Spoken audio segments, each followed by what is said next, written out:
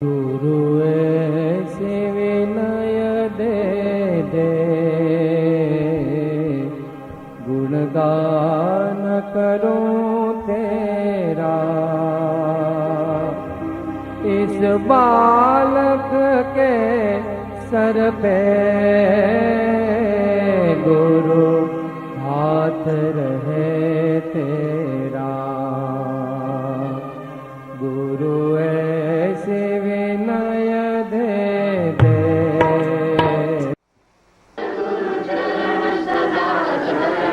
मम सद्गुरु चरण सदा शरणम। मम सद्गुरु चरण सदा शरणम। मम सद्गुरु चरण सदा शरणम।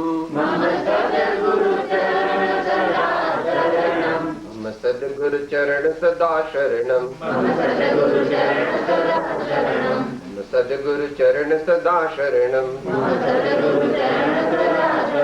मम सद्गुरु चरण सदा शरणम। मम सद्गुरु चरण सदा शरणम। मम सद्गुरु चरण सदा शरणम। मम सद्गुरु चरण सदा शरणम। महावीर स्वामी भगवान की, सद्गुरु देव की।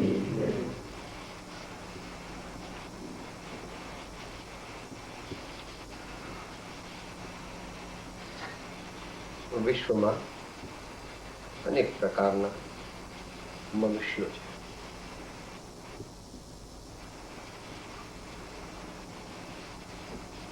એમાં આપણે નક્કી કરવું જોઈએ કે મારા જીવનનું ધ્યેય શું છે.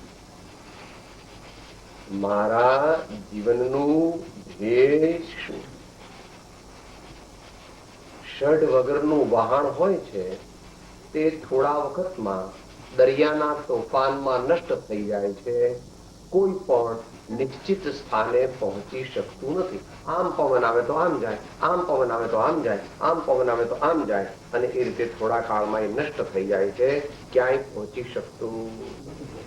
એમ જે મનુષ્ય પોતાના જીવનનું ધ્યેય નથી નક્કી કર્યું તે માત્ર કર્મના ધક્કા પ્રમાણે ચાલે છે અને ક્રમે ક્રમે એનું જીવન પણ પશુવત પૂરું થઈ જાય છે.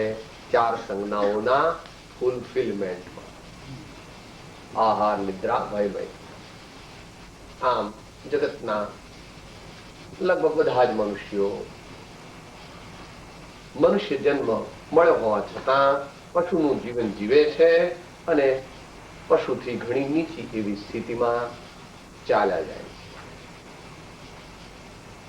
પરંતુ જેને એમ હોય કે મારે કંઈ એવું પ્રાપ્ત કરવું છે કે જે અપૂર્વ હોય, જે ઉત્તમ હોય, એને જીવન ધ્યેય નક્કી કરવું પડે.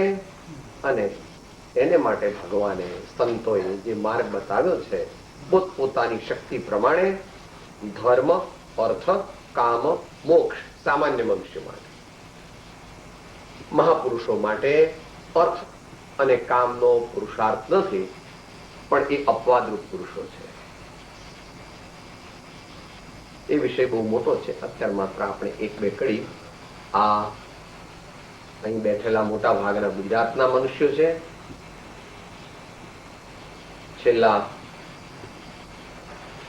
70-80 વર્ષની અંદર કચ્છ, સૌરાષ્ટ્ર અને ગુજરાતમાં સંતબાલજીના ગુરુ શ્રી નાનચંદ્રજી મહારાજ થયા. તેમણે અનેક પ્રકારે સ્વપર કલ્યાણમાં પોતાનું જીવન વિતાવ્યું હતું. તેમનું આ એક પદ્ય છે. એની એક બે કડી આપણે ટૂંકમાં વિચારીએ, પછી સમાપ્તિ અવસર તરફ જઈશું.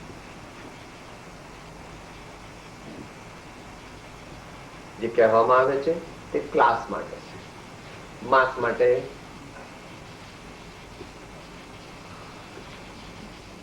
દરેક માસ તો એમ ચાલ્યો જ જાય છે અને માસ એમ ચાલ્યો જ જવાનો.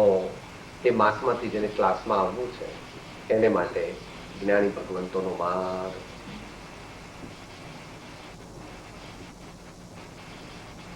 સર્વ મહાપુરુષોએ એ પ્રમાણે કીધું છે. મનુષ્યાણામ સહસ્રેષુ કશ્ચિદ યતતિ સિદ્ધયે યતતામપી સિદ્ધાનામ કશ્ચિન મામ વેત્તિ તત્વ.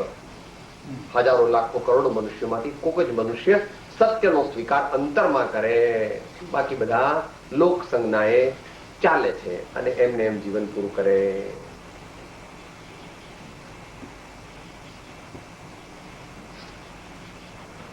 વિરલા જાણે તત્વને, વિરલા શ્રદ્ધે કોઈ, વિરલા ધ્યાવે તત્વને, વિરલા ધારે. માટે વિવેકી મનુષ્યને માટે આ છે. રાત્રે રોજ વિચારો આજ કમાયા શું અહીં રે, શાંત પડે અવલોકો નિજ ઘરમાં ઊંડે જઈ રે. રાત્રે કરવાના શા કાર્યો કીધા, નહીં કરવાના કયા ત્યજી દીધા. લાભ ખોટમાં વધેલ બાજી છે કઈ રે. રાત્રે રોજ વિચારો આજ કમાયા શું અહીં રે. રાત્રે પેલો હિસાબ તો તારો એકાઉન્ટન્ટ પણ રાખે છે, તારો દીકરો પણ રાખે છે અને તું પણ રાખે છે. એની વાત ચાલતી, કારણ કે એનો અનાદિકાળથી જળ સંપત્તિના મોહમાં જીવે, એનો તો બરાબર હિસાબ રાખે, પણ પોતાના સમયનો હિસાબ રાખતો નથી. એટલે હરી વરી અને કરીમાં જીવન પસાર થઈ જાય. પોતાના સમયનો હિસાબ રાખતો નથી, એટલે એનું જીવન શેમાં અત્યારે વીતી રહ્યું છે? હરી વરી એન્ડ કરી. With what result? He himself doesn't know. He himself doesn't know.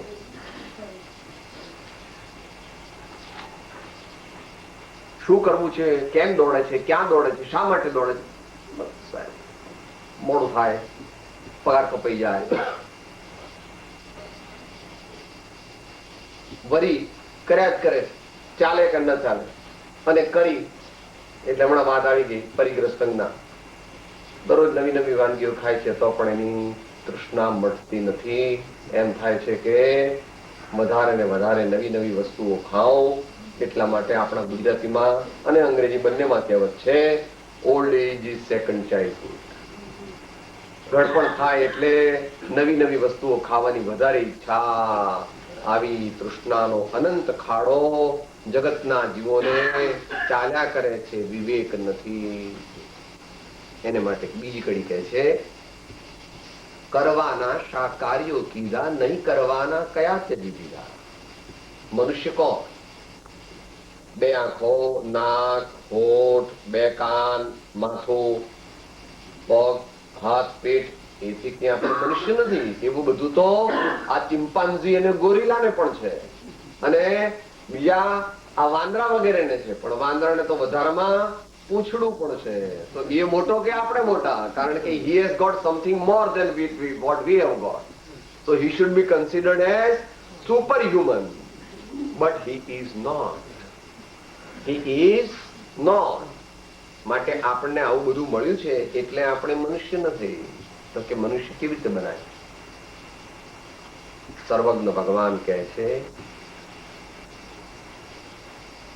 કરવાના શા કાર્યો કીધા. આ જિંદગીમાં જે ઉપાદેય છે, આવકારદાયક, પ્રાપ્ત કરવા યોગ્ય છે, એ શું છે? એ પ્રાપ્ત કરવાનું નક્કી કરીને તેને પ્રાપ્ત કરવામાં લાગી જવું જોઈએ. એ છે સત્કાર્ય, નિસ્પૃહતા અને સ્વરૂપનો, પોતાના સાચા સ્વરૂપનો લક્ષ્ય. કેટલા વર્ષ જીવ્યા એ અગત્યનું નથી, પણ કેવું જીવ્યા, કેટલા સત્કાર્ય કર્યા, અને એ સત્કાર્ય કરતા કરતા આત્માનો, પોતાના સાચા સ્વરૂપનો આવિર્ભાવ કરવા માટેની કેટલી દ્રષ્ટિ જાગૃત રહી, એ ઉપરથી જિંદગીની સફળતાનું મૂલ્યાંકન છે.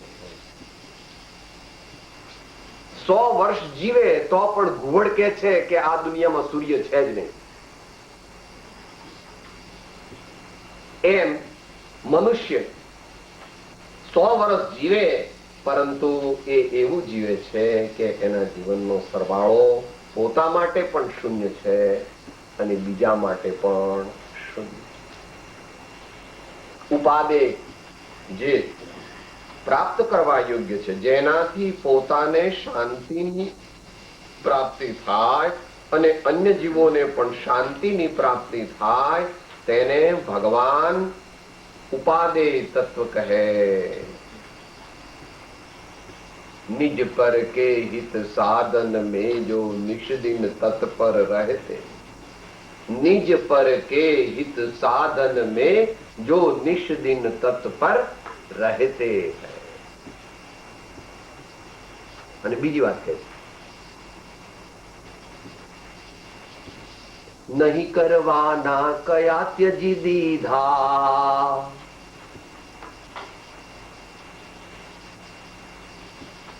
જે કાર્ય કરવાથી પોતાને ટેન્શન થઈ જાય, દુઃખ થઈ જાય, શોક થઈ જાય, નિંદા થઈ જાય, ઈર્ષા થઈ જાય, ગભરામણ થઈ જાય, એ કાર્ય કરવા જેવા નથી. પાલ્પિટેશન વધી જાય, જેનાથી બીજાથી છુપાવવું પડે. કોઈ જાણી જશે તો, હું આ કરું છું, કોઈ જોઈ જશે તો. આવું બધું જે પણ કંઈ આપણે જ્યાં પણ કંઈ જ્યારે પણ કરીએ છીએ ત્યારે તે આપણને દુઃખનું કારણ છે. તત્કાળ શેષ જીવન પણ ભૂતકાળની ભૂતાવળો એને ખાઈ જાય છે.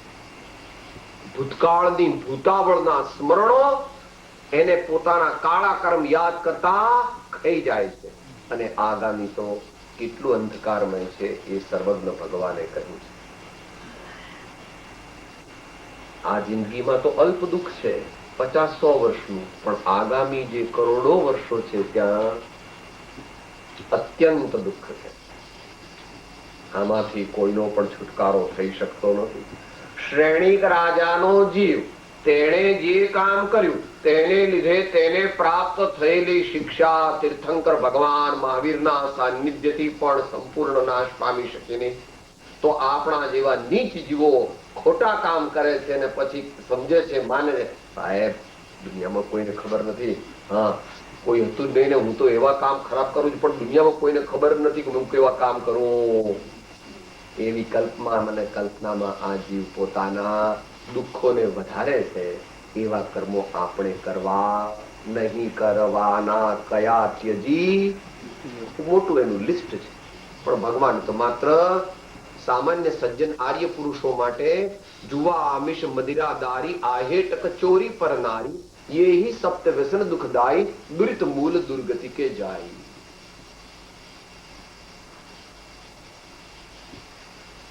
જે વસ્તુ બીજાઓ પાસે આપણે અપેક્ષા રાખતા નથી એવું વર્તન આપણે બીજાઓ તરફ કરવું નહીં.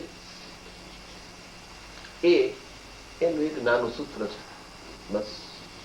આત્મનઃ પ્રતિકૂલાની પરેશાન ન સમાચર. આત્મનઃ પ્રતિકૂલાની પરેશાન ન સમાચર. આપણને અપમાન ગમતું નથી તો આપણે કોઈનું અપમાન કરવું નહીં.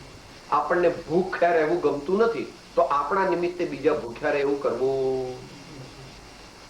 આપણી નિંદા કરે કોઈ તો આપણને આપણી નિંદા ગમતી નથી, માટે આપણે કોઈની નિંદા કરવી.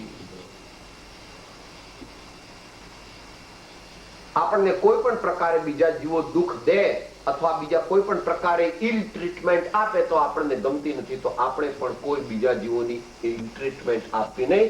કોઈની આજીવિકા તોડી નાખવી નહીં. આપણી આજીવિકા તૂટી જાય તો શું થાય?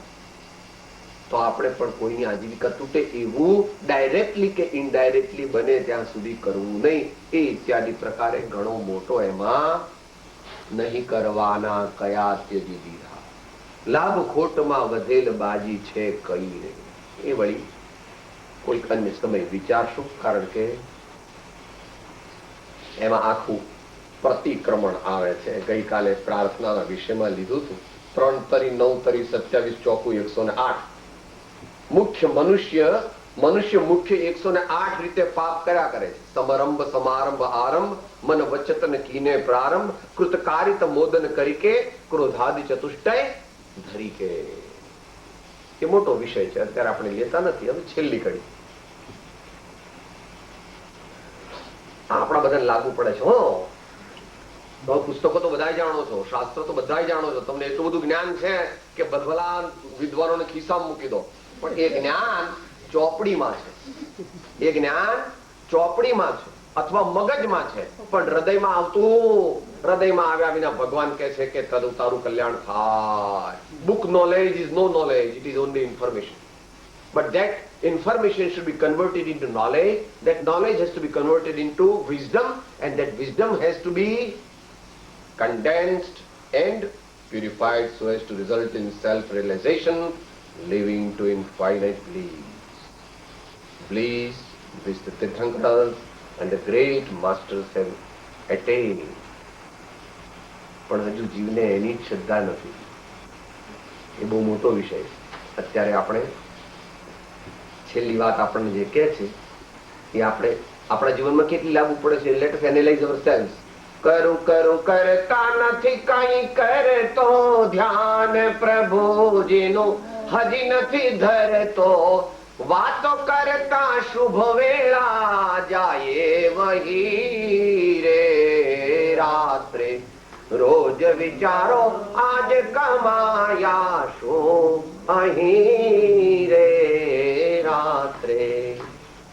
કોઈ આપણા સજ્જન, કોઈ આપણા હિતેચ્છુ, કોઈ આપણા શુભેચ્છક, કોઈ ધર્માત્મા, કોઈ સારા મનુષ્યો આપણે કેમ ભાઈ હમણાં કઈ સારું કામ કરો છો ને ભાઈ, કઈ સારું વાંચો છો, સારું વિચારો છો, સારું કઈ દાન ધર્મમાં પ્રવર્તો છો, કઈ સારા વિચાર કરો છો, સારા કઈ નવા ભજન મોઢે કર્યા, કઈક લોકોની સેવા કરી, સમાજને ઉપયોગી થયા.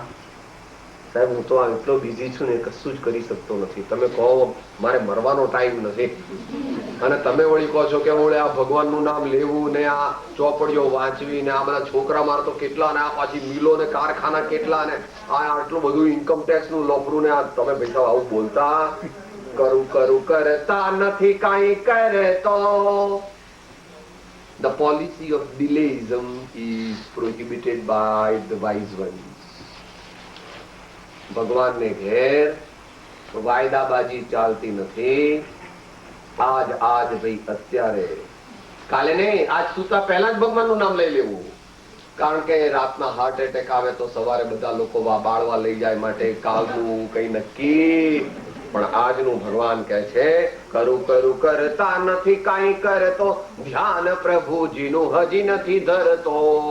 આપણા જેવા સામાન્ય મનુષ્યોને માટે સર્વોત્તમ આત્મશુદ્ધિનો માર્ગ એ ત્રિલોકનાથ પરમાત્મા સર્વજ્ઞ જ્ઞાન આનંદના પરિપૂર્ણ સ્વામી એમને વારંવાર પ્રેમથી યાદ કરવા એ આપણા માટે સર્વોત્તમ ઉપાય.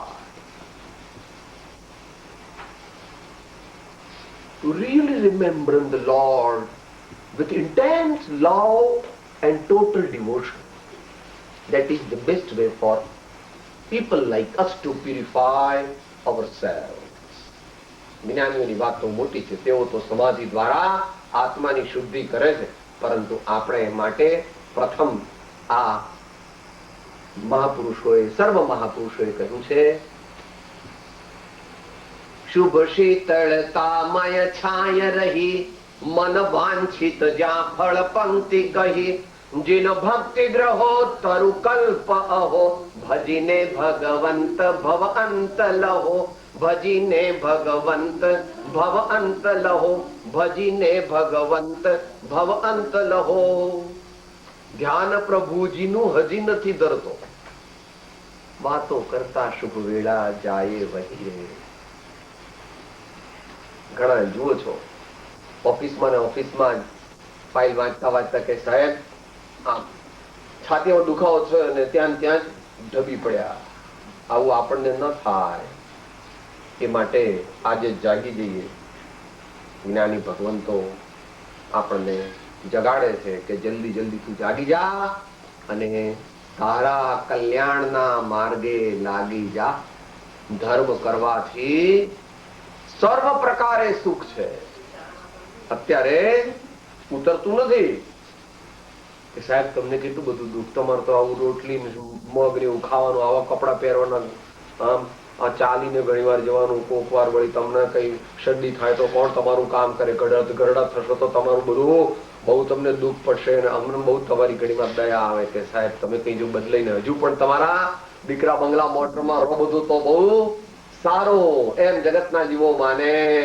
ભગવાનની પણ દયા થાય છે. આવી આપણી ખોટી માન્યતા છોડીએ. ભગવાન જે પદને પામ્યા છે તે પદ આપણે પામવું છે એવો નિર્ણય કરીએ.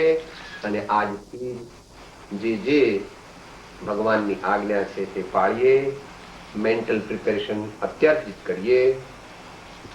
ભગવાને આપણને 6 આજ્ઞા, દરેક ગૃહસ્થને 6 આજ્ઞા છે. દેવ પૂજા, ગુરુ પાસ્તે, સ્વાધ્યાય, સંયમ, તપ, દાનમ ચ ઇતિ ગૃહસ્થાનામ ષટ કર્માણી દિને દિને. આટલું બધું ન થઈ શકે તો 2 જ પાયા છે, ભક્તિ અને દાન.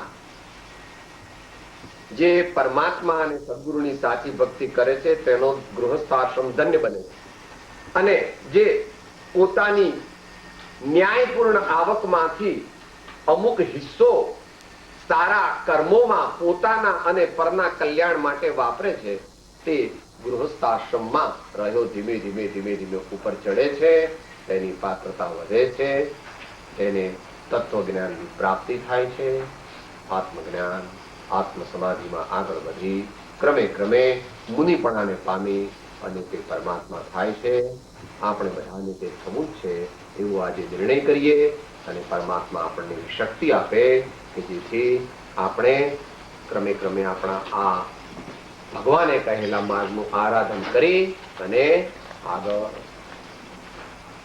વિશેષ યથાવસર આપણે વિચારશું. અત્યારે અંત મંગળ બોલ્યું પછી સર્વથા સર્વો સુખી